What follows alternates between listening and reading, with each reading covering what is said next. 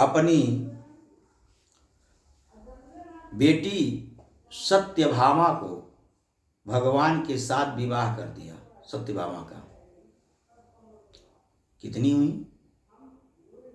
रुक्मणी, जामवंती, सत्यभामा, 3 हुई ना। सत्यभामा जी का विवाह कर दिया और विधि पूर्वक किया। सत्याजित ने फिर श्यामंतक मणि के लेने के लिए भगवान सूर्य को भक्ति की इसलिए, और सत्याजित भगवान को मणि दिया और भगवान ने फिर वापस कर दिया, मणि लिया नहीं, विवाह कर लिया। कुछ दिन बीतने के बाद भीष्मं कृपं सविदुरं गंधारिं द्रोणमेव च तुल्यं दुःखो च संगम्यं हकष्टिमितिं होच्चरम्। जब उन्होंने सुना कि कुंती और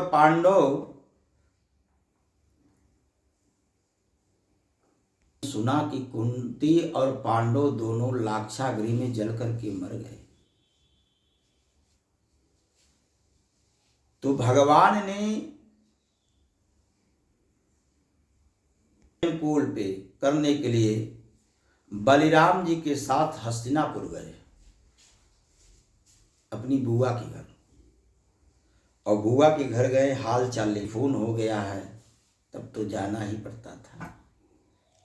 और जब से टेलीफोन हो गया है, कितना हो पढ़े लिखे बच्चे हो, जल्दी एप्लीकेशन नहीं लिख पाते हैं। एक दरखास्त लिखा लीजिए, देखिए, सीताराम सीताराम सीताराम सीताराम सीताराम सीताराम सीताराम सीताराम। भगवान हस्तिनापुर बलराम जी के साथ चले गए ना, तो द्वारिका खाली। अब अक्रूर जी और कृतवर्मा को अवसर मिल गया। उन लोगों ने सत्यधनवा से कहा कि तुम सत्याजित के पास जाओ और मणि को क्यों नहीं छीन लेते। इस समय कृष्ण और बलराम भी नहीं है कि उसका मदद करेंगे। अरे उसके रिश्तेदार हो गए तो मदद तो करेंगे, इस समय है नहीं तो मणि ही छीन लो। और सत्याजित ने अपनी ज्येष्ठ कन्या सत्यभामा का विवाह जब हम था, तो वचन तोड़ करके कृष्ण से कर दिया। और सत्यधन्वा का प्रसेन भी मारा गया है और कृष्ण बलराम भी नहीं है, इसलिए सत्याजित का वध करके मणि ले लो। सत्यधन्वा युद्ध किया, सत्याजित का वध कर दिया। और जब सत्याजित का वध कर दिया, एवं विभिन्न मतेस्ताभ्यां सत्याजितमं सत्तमं शयानमद्वदीलो भात सा पापम चिरजीवनम। अब सत्यधन्वा तो महापाप कर दिया, और कर तो दिया, पर मृत्यु भी उसके सर पे नाचने लगी। ये भय आ गया कि अगर बलराम और कृष्ण जान गए तो फिर छोड़ेंगे नहीं हमको। सत्यधन्वा ने अक्रूर से और कृतवर्मा से मदद मांगी कि आप लोगों के कहने से मैंने काम किया, और आप लोग मेरी रक्षा करिए। ये दोनों हाथ ऊपर कर दिए कि मेरी सहमत नहीं है, सामर्थ्य नहीं कृष्ण से युद्ध कर पाऊं, इसलिए मैं तुम्हारी कोई मदद नहीं करूंगा। कोई कुछ कहता है तो उसको अच्छी तरह से पहले सोचना चाहिए, विचारना चाहिए, तब बोलना चाहिए। इसका मतलब क्या होता है, इसका कहने का तात्पर्य क्या होता है। ये नहीं कि कोई कुछ कह दे बस कर दीजिए, फिर फंसेंगे आप ही, कहने वाला नहीं फंसेगा। किसी के मन में यह भावना आ जाए कि हम ये पूजा पाठ करा लें,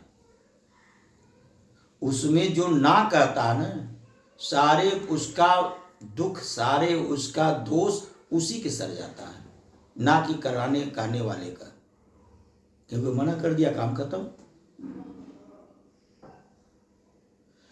तो भगवान की ऐसी कृपा हुई, जब सत्याजीत का वध हो गया तो उनकी बेटी सत्यभामा अपने पिता की शव को लेकर के विलाप करने लगी, और विलाप करके रोते रोते हस्तिनापुर गई।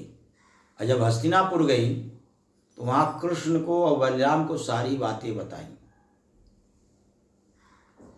कृष्ण बलराम आए और सत्यधन्वा को पकड़ के युद्ध किए और उनसे मणि छीने, और मणि छीन करके अक्रूर जी को दिए।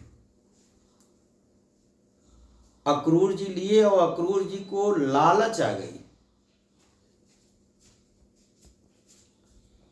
तत आह बलो नूनम सा मणि सत्यधन्यवा कस्मिस्त पुरुषो नास्यम तेसम पुरम ब्रजम।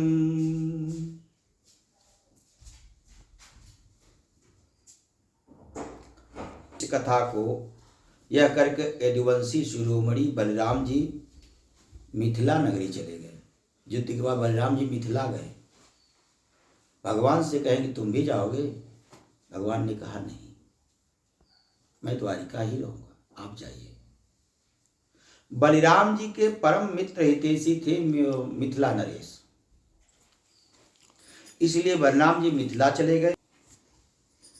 यहां राजाओं को यह पता चला कि कृष्ण अकेले हैं द्वारिका में, क्योंकि बलराम जी अत्यंत बलशाली थे। उसमें काशी के राजा थे पांडु।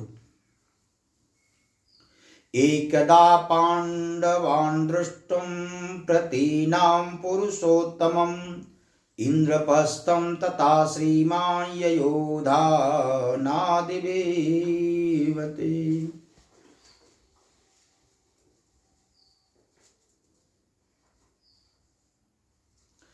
अब इधर पांडवों का भी पता चल गया कि पांडव लाक्षागृह में जले नहीं, जिंदा हैं। तो हस्तिनापुर में जो पांडवों के पक्ष थे उनके खुशी का लहर दौड़ गया कि हमारे प्रिय पुत्र सब जिंदा हैं, भीष्म पितामह विदुर वगैरह को। और जब भगवान श्री कृष्ण सिंहासमान हो गए,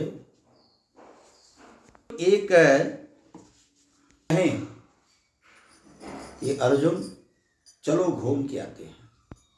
भगवान अर्जुन को लेके घूमने के लिए कालिंदी के तट पे गए, यमुना जी के। वहां ने प्यास बस कालिंदी का जल पिया, और वहां पे एक स्त्री को तप करते हुए देखा। तो भगवान ने अर्जुन से कहा कि देखो ये कौन है और तप क्यों कर रही है। अहम देवस्य सवितुर दुहता पतिमिच्छति विष्णुं वरेण्यं वरदं तप परमा स्थिता। तो भगवान के कहने से अर्जुन जी उसके पास गए, कहे हे देवी तुम कौन हो, अपना परिचय बताइए। तो कालिंदी ने कहा कि मैं भगवान सूर्य की पुत्री हूं और सर्वश्रेष्ठ वरधारी भगवान विष्णु को पति के रूप में प्राप्त करने के लिए मैं ये तपस्या कर रही हूं। मेरा नाम कालिंदी है। यमुना जल में मेरे पिता सूर्य ने मेरे लिए एक भवन भी बनवा दिया है, उसी में रहती हूं। और जब तक भगवान का दर्शन ना होगा मैं यहीं रहूंगी। ऐसा संकल्प जान करके भगवान ने कालिंदी को भी लेके आए और उनका विवाह पाणी ग्रहण किए। बोलिए वृंदावन भगवान की जय, बोलिए वृंदावन बिहारी लाल की जय। में खुशी से राज्य कर रहे थे।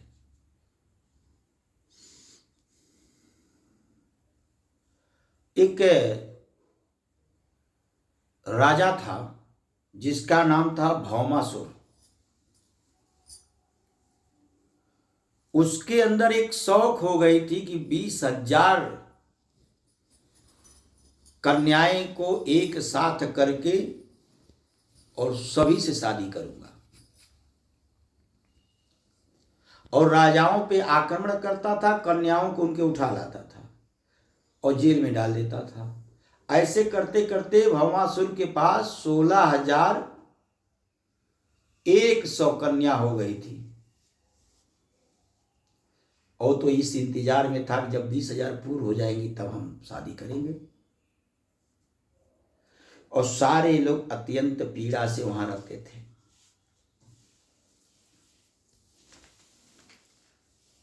एक भगवान कृष्ण से जाकर के कहें कि प्रभु, भौमासुर की जेल में कैद में इतनी कन्याएं बंद हैं और सब आपको याद करती हैं, और उनके आपके अलावा कोई और है ही नहीं। ब्राह्मण देवता के कहने पर भगवान भौमासुर की नगरी में जाकर के उनसे युद्ध करते हैं, और युद्ध करके भौमासुर पर विजय प्राप्त करके 16,100 रानियों को, लड़कियों को जेल से मुक्त करते हैं, और कहते हैं कि हे देवी, आप स्नान कर लीजिए, वस्त्र धारण कर लीजिए, जेवरात पहन लीजिए, और आप लोग स्वच्छंद से अपने अपने घर जा सकती हैं। सारी कन्याएं एक स्वर में बोली कि परमात्मा, अगर मेरा कोई रहता और मैं इतने दिन से यहां हूं, कोई मिलने नहीं आता। पे युद्ध करके विजय प्राप्त करके हमको हमारा हरण किया है, और मान लीजिए आपके कहने के अनुसार अगर मैं चल ही गया हूं, कौन संसार का पुरुष है जो मुझसे पानी ग्रहण करेगा, क्योंकि मैं इतने दिन से इसके कैद में थी,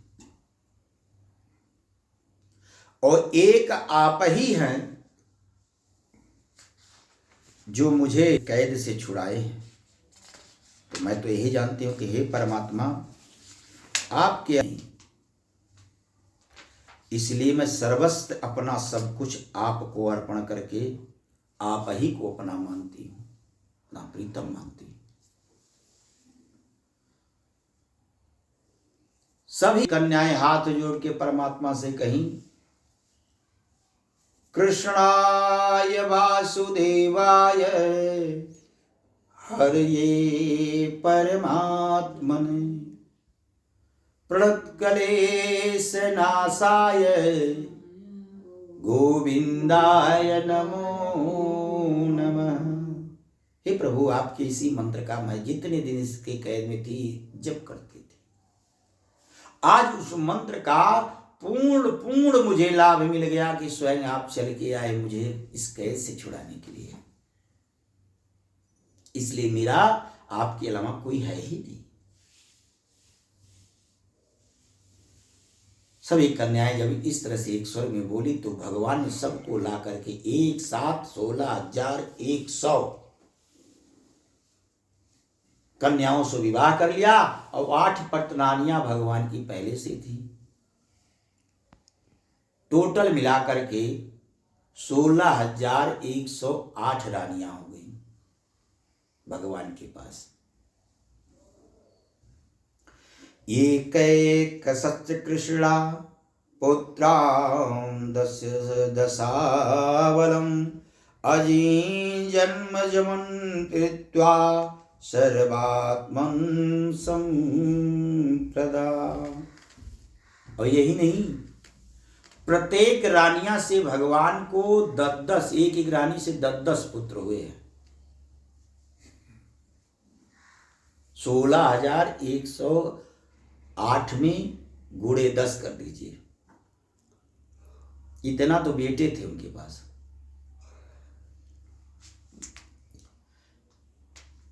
चारु चंद्र विचारु च चारु चस्य दमसो हरि प्रदमन मुखाम्य जाता रुकुमयम नाम मा पिता। सुखदेव जी कहते हैं कि हे परीक्षित, मैं आपको पहले ही कह चुका हूं कि भगवान के प्रत्येक पत्नियों से 10-10 पुत्र हुए। उन रानियों में 8 पट रानियां थी जिनका विवाह वरुण में पहले कर चुका हूं। अब उनके प्रद्युम्न आदि पुत्रों का वर्णन करता हूं। रुक्मिणी के गर्भ से 10 पुत्र हुए। प्रद्युम्न, चारुदेशु, सुदेश्वर, पराक्रमी, चरुदेव, चुरासु, चारुगुप्त, भद्रचारु, चारुचंद्र, विचारु और 10वां चारु। ऐसे ऐसे करके सत्यभामा वगैरह सबके 10 पुत्रों का नाम भगवान ने गिनाया। भगवान श्री सुखदेव जी ने परीक्षित से कहा कि सबके साथ भगवान अपने महल में बड़े प्रसन्नचित्त भाव से रहते थे। एक रोज भगवान ने कहा उनके दूसरे पुत्र का बाड़ा पुत्र से ज्येष्ठो बलेरासिन महामतम येन वामनं रूपम हृदय दायि मेदिता। सुखदेव जी ने कहा कि हे परीक्षित, बाणासुर दैत्यराज बलि का औरस पुत्र था और बाणासुर भगवान शिव की भक्ति करता था। उसकी प्रतिज्ञा अटल होती थी और वह सचमुच से बात का धनी था और सत्यवादी भी था, इसलिए भगवान उससे प्रसन्न रहते थे। और भगवान को प्रसन्न करके बाणासुर शोणितपुर राम का राज बनाया। और जब भगवान कैसे प्रसन्न हुए कि भगवान शिव तांडव मंत्र पे नाच रहे थे, भोले बाबा नाच रहे थे, नटराज का रूप धारण किए थे। तो क्या किया कि अपनी सहस्त्र हाथ 1000 हाथ से बाजा बजा रहा था बाणासुर। और जब इसको बजाते देखे तो भगवान और नाचने लगे। और जब नाच भगवान की बंद हुई शिव जी की, तो भगवान ने कहा कि वरदान मांग लो, मैं बहुत प्रसन्न हूं। मेरा नाचने की इच्छा की, मैं नाच रहा था और आप बाजा बजा दिया और आनंद आ गया। तो बाणासुर ने कहा कि अगर प्रभु इतना ही प्रसन्न है तो मुझे आप जवान दीजिए कि आज से मेरे इस नगरी की रक्षा आप स्वयं करेंगे, द्वारपाल बनके। जो नगर का रक्षा करे वही द्वारपाल। वो इतना ही कहा था कि मेरे नगरी का आप रक्षा करेंगे, आज से मेरे ऊपर कोई संकट नहीं आने देंगे, और जब भी संकट आएगा आप स्वतः खड़ा होकर पहले निवारण करेंगे। ऐसे से राक्षस थे। भगवान ने तथास्तु किया। और बाणासुर ने कहा कि तुम्हारी जो इच्छा हो उसे मांग लो। भगवान ने जब ऐसा वरदान दे दिया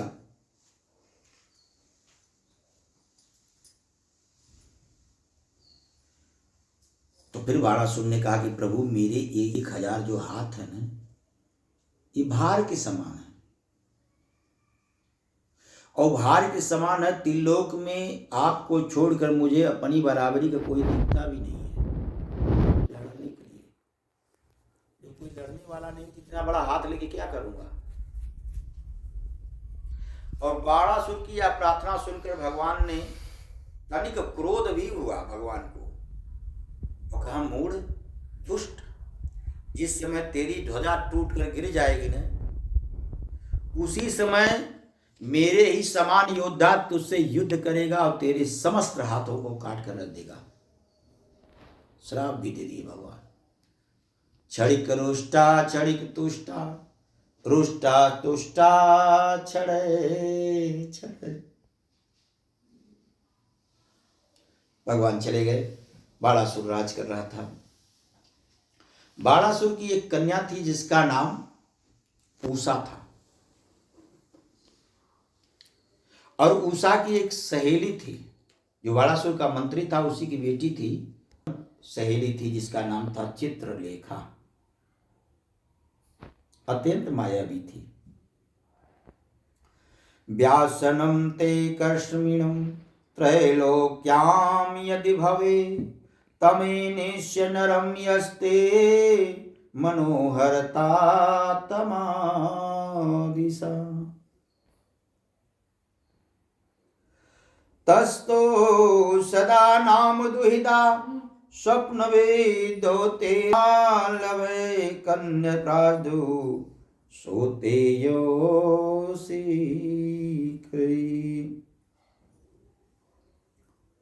बाणासुर की जो कन्या थी न, वो अपने महल में सखी के साथ सो रही थी।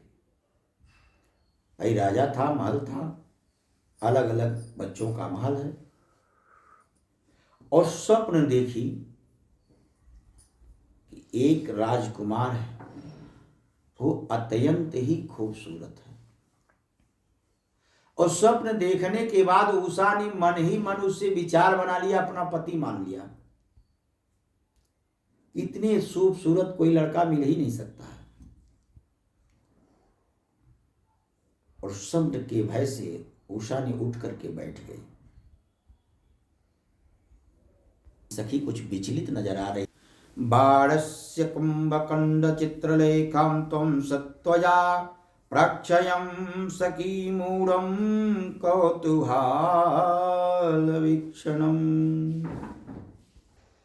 कहीं हाँ, मैंने आज ऐसा एक स्वप्न देखा कि जो एक राजकुमार है,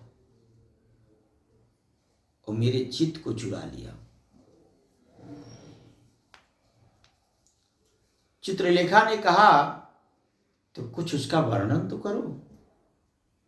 तो उन्होंने कहा कि सांवला सा है, कमल नयन उसका नेत्र है, और घुघराले केस है। चित्रलेखा ने कहा कि ऐसा कैसे हो सकता है, और कुछ बताओ। तो करे और याद ही नहीं आ रहा। तो चित्रलेखा ने कहा कि मैं अपनी माया से पूरे भूमंडल के जितने राजा हैं, सब राजकुमारों का चित्र बना रहा हूं, और तुम देखो, और जो तुम्हारा चित्त चोर हो उसको पकड़ लेना। अरे मेरा वादा है आपसे है कि मैं आपको ला के दूंगी। उषा ने उठ के बैठ गई और चित्रलेखा चित्र बनाना शुरू कर दिया सबका। ये नहीं है, ये नहीं है, ये नहीं, रटन लग गई। जब रहेगा तभी तो बोलेगी।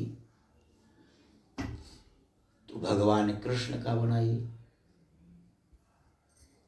तो उषा के मन में आया, है तो इसी तरह, कहीं सखी है तो इसी तरह, पर ये नहीं है, इसकी उम्र कुछ ज्यादा लग रही है। तो भगवान चित्रलेखा ने बलराम को बनाया, उसको भी मना कर, सारे बच्चों को बना। जब उसने अनिरुद्ध का बनाया, रोक दिया, बस सखी यही है। अच्छा, ये है, ये भगवान द्वारिकाधीश के पुत्र प्रद्युम्न जी है। प्रद्युम्न के छोटे भाई हैं अनिरुद्ध जी। उषा ने कहा कि सखी, अब आप ही कोई उपाय करिए। आपने तो दिखाई दिया, वह स्वप्न दिखाया, आपने प्रत्यक्ष दिखाया, तो आप ही मिलन का कोई व्यवस्था बनाई दी। व्यासनं ते कसंवृत्य त्रैलोक्यं यदि भावते मनानेश्यं नरं यच्चे मनोहरता तमादिशा। चित्रलेखा ने कहा कि सखी तनिक ठहरो, सारी व्यवस्था मैं आपका कर दूंगी। चित्रलेखा अपनी माया के द्वारा आकाश मार्ग से उड़ करके गई द्वारिका। और कहाँ गई? यहां अनिरुद्ध जी सो रहे थे पलंग पर। रात्रि की बेला थी। रात्र में राक्षसों की बल और बढ़ जाता है। और सोए हुए अनिरुद्ध को पलंग के साथ उठा के ला करके उषा के महल में डाल दी। उषा अत्यंत प्रसन्न। जब प्रसन्न हो गई तो अनिरुद्ध से उषा जी का बातचीत चलना चालू हो गया। दिन में छिपा के रखती थी और रात को बात करती थी। ऐसे काफी दिन बीत गए।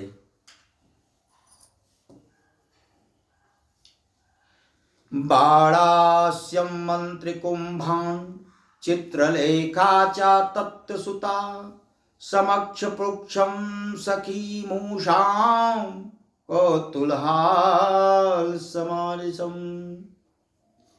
जब काफी दिन बीत गए तो बाणासुर के एक मंत्री का नाम था कुंभ को पहरा दे रहा था। तो उषा के महल से एक पुरुष की आवाज अंदर से आई। तो कान लगा के सुनने लगा। छोटे विचार के लोग, छोटे कास्ट के लोग, छोटे लोग, छोटी मानसिकता के लोग कान की बात ज्यादा सुनते हैं, ये शास्त्र कहता है। अपनी आंखों से, अपनी मस्तिष्क से, अपनी विचार से कुछ नहीं सोचेंगे। बस पड़ोसी कह दिया यही सही है। अब चाहे जान रहे या जाए, लड़ना तो जरूरी है। कान लगा के सुना दरवाजे पे। अब तो पुरुष की आवाज तो आ ही रही है अंदर से। तो कह रहा मैं यहां पहरा दे रहा हूं, मेरी ड्यूटी हटती है तो माननीय मिश्रा जी की ड्यूटी लग जाती है। बाहर से पुरुष तो क्या, एक पक्षी भी नहीं आ सकता अंदर महल में। ये कौन सा पुरुष आ गया जो अंदर से बात कर रहा है राजकुमारी के महल से।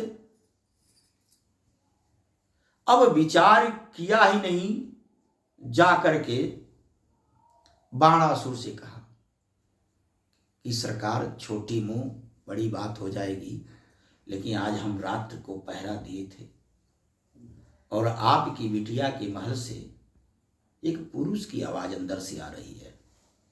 बाणासुर अत्यंत क्रोधित हो गया। कहा तेरी अगर बात गलत निकली न तो जीवा काट लेंगे। कहा मंजूर है, बताइए क्या मिलेगा उसको। अरे बात ही कर रही थी तो तुम्हें चुप रहे होते, तो जा करके अपनी जीवा दांव पे लगा दिया कि जान चली जाए, लेकिन चल के देखिए वहां, क्योंकि देखेंगे तभी जब दोनों को लड़ा दे तो मजा आएगा। सैनिक को लेकर के अपना तीर कमान संभाला और पहुंच गया। दरवाजा खोलो, दरवाजा खुल गया। वो अंदर देखा तो सचमुच से पलंग पे बैठे थे अनिरुद्ध जी। जब अनिरुद्ध को देखा तो बाणासुर आग बबूला हो गया और सैनिकों को आदेश दिया कि पकड़ के इसको मारो। अनिरुद्ध जी ने देखा कि हमारे प्राण अब संकट में हैं, तो उसको बचाना चाहिए। तो बगल में एक राड पड़ी थी और पिटाई चालू कर दिए मूसल से और मार मार के सारे सैनिकों को धराशायी कर दिए। और बाणासुर जब देखा कि हमें भी प्रहार करेगा, तो बाणासुर ब्रह्मास्त्र से अनिरुद्ध जी को बांध दिया। उषा जी रोती रही, बिलखती रही, छोड़ दीजिए, मैं विवाह करूंगी, कुछ करूंगी, लेकिन कोई सुनवाई नहीं है। वो बांध करके खड़ा कर दिए। अब नारद जी गए द्वारिका। जब द्वारिका गए तो भगवान से कह रहे हैं कि अरे इतना दिन हो गया अनिरुद्ध जी नहीं दिखाई दिए। भगवान तो सब जानते हैं, पर टेलीफोन की जरूरत है, वहां इंतजार तो है, तो फोन तो कोई करे। कहते हैं कि अरे इतनी लंबे परिवार है, किसी के पास होगा। अरे 56 करोड़ लोग रहते थे द्वारिका में, भगवान का परिवार, इतना बड़ा किला है। अब अनिरुद्ध जी की खुजरिया मच गई। अनिरुद्ध जी तो गायब हैं। तो भगवान ने कहा कि देवर्षि नारद, अगर आप चर्चा किए तो आपको पता ही होगा कहाँ है, तो कृपया बताइए। तब नारद जी भगवान से कहे कि वहां सम्रासुर के यहां, बाणासुर के यहां कैद में है। वैसे से उनको चित्रलेखा लेके गई थी। भगवान श्री कृष्ण भैया बलिराम और समस्त भगवान के परिवार बाणासुर की नगरी पे चढ़ाई कर दी। जब चढ़ाई कर दिए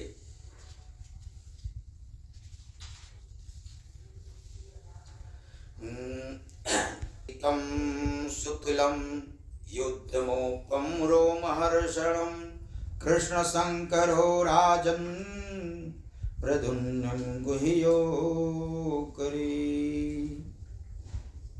और जब सेना तैयार करके भगवान ले आए, नगर को घेर लिए, तो बाणासुर तुरंत भगवान भोलेनाथ को याद किया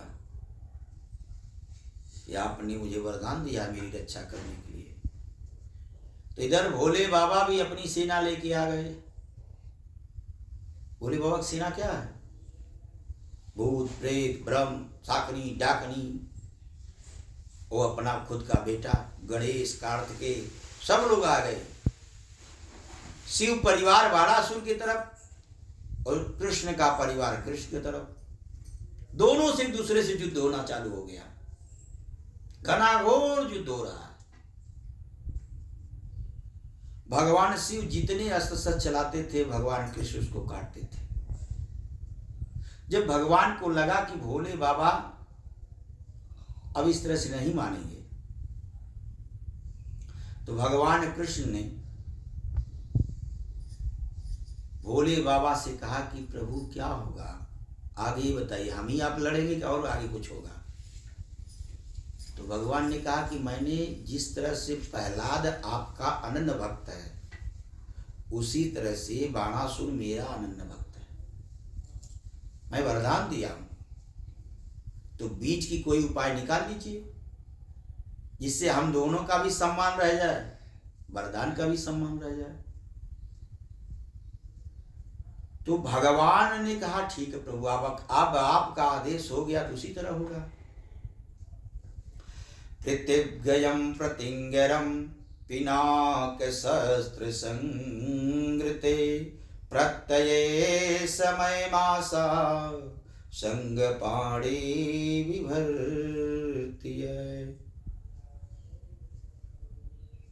और भगवान कृष्ण जब ब्रह्मास्त्र की शांति करने लगे, तो उसके लिए पर्वताकार शास्त्र चलाए, अग्नि शास्त्र चलाए, पारजन्य शास्त्र चलाए, पशुपतास्त्र चलाए, नारायण कवच का शास्त्र चलाए, तमाम शस्त्र चल रहा था दोनों ओर से। तो जब भगवान ने देखा कि बाबा इस तरह से, भगवान ने महादेव के ऊपर युद्ध में पात नामक का ज्वर का वो बाण चला दिया। भोले बाबा के बुखार लगे जम्हाई लेने, नींद आने लगी उनको। तो भोले बाबा समझ गए कि परमात्मा की कृपा है, यही चाह रहे हैं, और सो गए।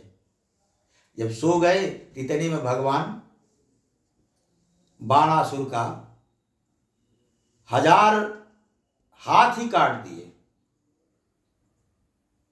घनाघोर युद्ध में उसका ध्वजा काटे, अस्त्र शस्त्र उसका हाथ काटे। और तब बाबा फिर उठ गए। गणेश भी घायल हो गए थे, कार्तिकेय भी हो गए थे, इधर भगवान के परिवार घायल हो, तमाम युद्ध हो रही थी। अब भोले बाबा उठे तो कहें प्रभु बस इसको छोड़ दीजिए, अब इसका अहंकार जो इसके भुजा पे थे वो तो कट गया, अब इसका प्राण छोड़ दीजिए। तो भगवान के कहने पे कृष्ण ने छोड़ दिया। अब बाणासुर जब चिरंजीवी हुआ, उसकी प्राण की रक्षा हुई, तो उन्होंने उषा का विवाह अनिरुद्ध के साथ किया भगवान शिव के कहने पर, और कर दिया। भगवान कृष्ण अपने बेटे और बहू को लेकर घर आए, घर पे विवाह करते हैं। कोई भी वाणी कहीं विलुप्त नहीं होती है। यहां तक कि आजकल नासा के वैज्ञानिक शोध करने पे लगे हैं। उपदेश दिया था गीता का ज्ञान, उसको शोध करो क्या क्या बताए हैं, और मिल जाएगा। सारी जबान से निकली सारी बातें घूमती रहती है, इसलिए जबान से बातें जो निकले वो अच्छी बातें निकले, ध्यान करके। हरे लाल की आगे की कथा राजा नृग की है।